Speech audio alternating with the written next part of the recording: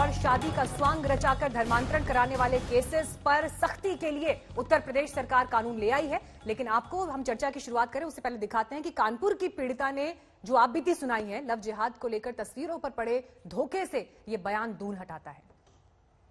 था ये मामला कैसे पता चला? क्या तुमको मालूम था पहले से, शुरुआत से, कि वो लड़का किसी दूसरे समुदाय का है, या पहले उसने खुद को हिंदू बताया?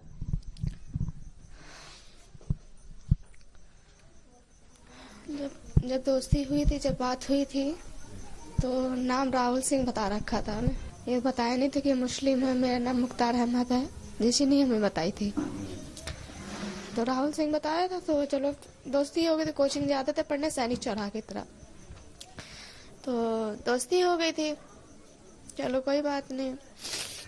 इसके बाद में तब काफी टाइम हो गया, तब भी मुझे नहीं पता चला। एक तो लैंग्वेज भी उस टाइप की नहीं थी कि जो हम जान जाते। जब वहाँ गए तब जाकर के पता चला, जब सिग्नेचर करने का टाइम आया तब पता चला कि हाँ मतलब मुख्तार अहमद आधार कार्ड पे लिखा।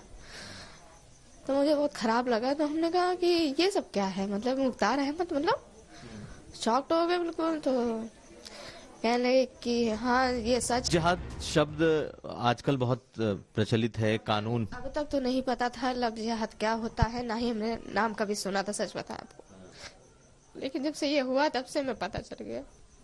पता चल गया।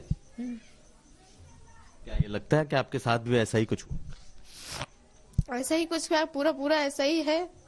ऐसा ही कुछ में तो कुछ थोड़ा सा वो हो जाता, लेकिन ये तो पूरा ऐसा ही है।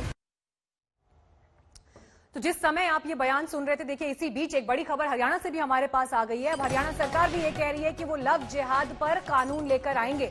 बीजेपी शासित राज्यों में दरअसल इसको लेकर चर्चाएं शुरू हो गई हैं। उत्तर प्रदेश पहला राज्य है जो इस पर कानून लेकर आया है, जहां पर योगी आदित्यनाथ की सरकार है। लेकिन मध्य प्रदेश भी इस पर बयान दे चुका है और हरियाणा से अब खबर आ गई है कि लव जिहाद पर कानून लाएगा। और इस बीच देखिए तस्वीर आपको जो हम दिखा रहे हैं, ये अक्टूबर 2020 27 तारीख की तस्वीर है, जब निकिता को सरेआम दिन दहाड़े गोली मार दी थी तौसीफ और रेहान ने। और उसके बाद से जबरदस्त चर्चा शुरू हुई थी। अब हरियाणा भी लव जिहाद पर कानून लेकर आएगा। तो आइए चर्चा में अब आगे बढ़ते हैं। विनोद बंसल जी, मैं आपके पास आऊंगी सवाल लेकर। ये जो बयान अभी हमने इस लड़की का सुनवाया, देखिए ये बड़ी तकलीफ देता है जब किसी लड़की को आप इस रुआसी आवाज में सुनते हैं, जहां पर वो उस धोखे का जिक्र कर रही है जिसने उसकी जिंदगी को तहस नहस कर दिया है। आपकी लंबे समय से ये मांग थी कि इस पर कानून बने, इस पर सरकारें कोई सख्त रवैया अपनाएं। लेकिन बड़ा सवाल तो ये है कि जिस तबके में ये शिकायतें आती हैं, जिस तबके से ये लड़कियां आती हैं, वहां पर शिकायत पहली नजर में सामने आ पाएगी, एफआईआर दर्ज हो पाएगी, जहां पर फर्जी डॉक्यूमेंट्स बन जाते हैं। इन सब परिस्थितियों पर कैसे लगाम लग पाएगी? यकीन है आपको ये कानून असर दिखाएगा जमीन पर?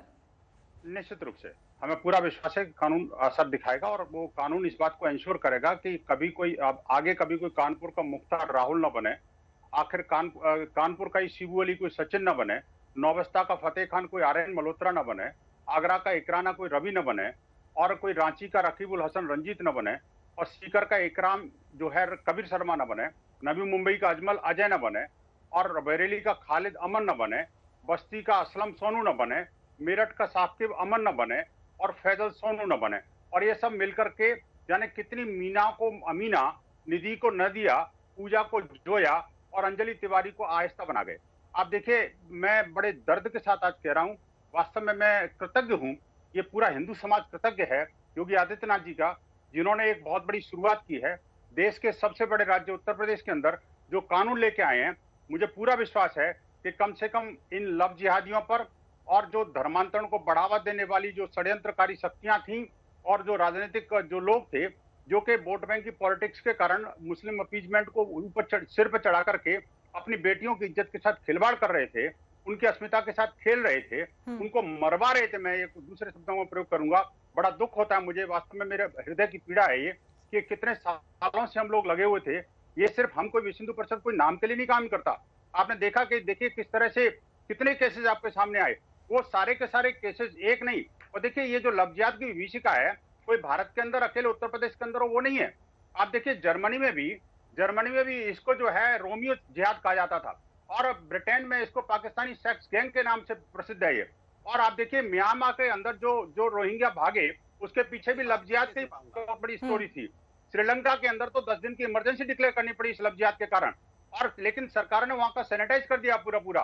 हाँ, यहाँ भारत की अगर बात करें तो लद्दाख में जिस तरह से बौद्ध लोगों को इन्होंने फंसाया और उन बौद्ध युवकों ने फिर उनको प्रतिकार किया, हम सबके सामने है।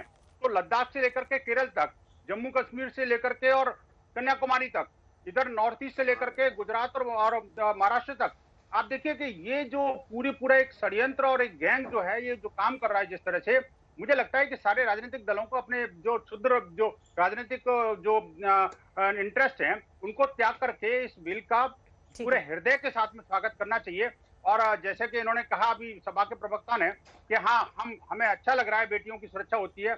मैं उम्मीद करता हूं कि जब बिल ये असेंबली में आएगा तो ये और कड़े कानून की मांग करेंगे।